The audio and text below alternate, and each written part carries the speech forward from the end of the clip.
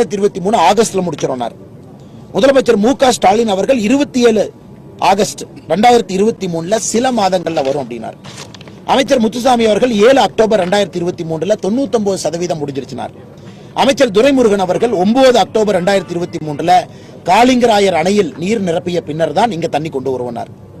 மறுபடியும் முத்துசாமி அண்ணன் துரைமுருகன் 29 அக்டோபர் 2023 அவரே 99% முத்துசாமி சொன்னார். ஆனா துரைமுருகன் 97% முடிஞ்சிருக்கிறார். அமைச்சர் முத்துசாமி அவர்கள் 9 நவம்பர் 2023 2024 பொங்கல் தினத்தன்னைக்கு துவக்கோலா நடத்துவோம் அப்படின்னார். அமைச்சர் துரைமுருகன் அவர்கள் 6 டிசம்பர் 2023 எல்லா பணிகளும் முடிச்சுட்டு துவக்கோலா நடத்துவோம். அமைச்சர் முத்துசாமி அவர்கள் 4 ஜனவரி 2024 போராட்டம் நம்ம அறிவித்த பொழுது என்ன சொன்னாங்கன்னா ஒரு வாரத்துல முடிச்சிருவோம்.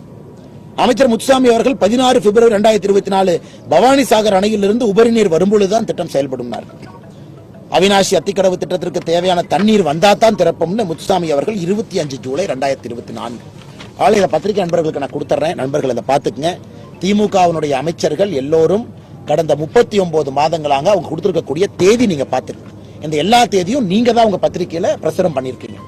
அதனால இன்னைக்கு வேற வழியே இல்லாதனால பாரதிய ஜனதா கட்சி 20ஆம் தேதி ஆகஸ்ட்ல இருந்து தொடர் உண்ணாவிரதத்தில் இங்கே அமரப் போகின்றோம். எங்கள் கோரிக்கைகள் 3 கோரிக்கை. முதல் கோரிக்கை, அவினாசி அத்திக்கடவு திட்டத்தை உடனடியாக செயல்பாட்டு கொண்டு வரணும். காவிரியில தண்ணி போது இன்னைக்கும் பாத்தீங்கன்னா காவிரியுடைய பேக் ஃப்ளோ வாட்டர் இங்க வர ஆரம்பிச்சிருச்சு. நேச்சுரலா உங்களுக்கு பவானில 1.5 டிஎம்சி உபரி நீர் நேச்சுரலா வந்துடும். சோதனை ஓட்டம்னு 3 மாசமா ஓட்டிட்டு இருக்காங்க. உடனடியாக இதை திறந்து எல்லா விவசாயிகளுக்கும் பயன்பட வேண்டும். திட்டத்தை உடனடியாக அமல்படுத்துங்க.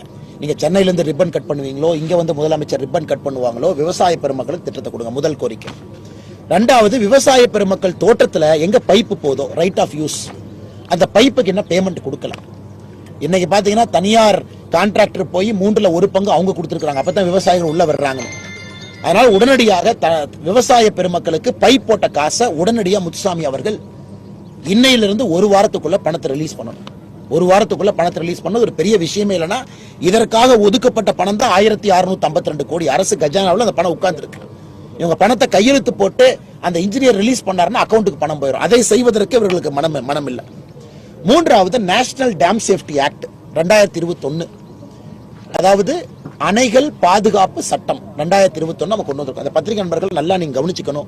காரணம் உங்கள் மூலமா தான் செய்தி போகணும். உங்க கையில தான் அதிகாரம் இருக்கு பத்திரிகை நண்பர்கள். ஆனா இந்தியால 164 டேம் 100 வருஷத்துக்கு மேல இருக்குங்க.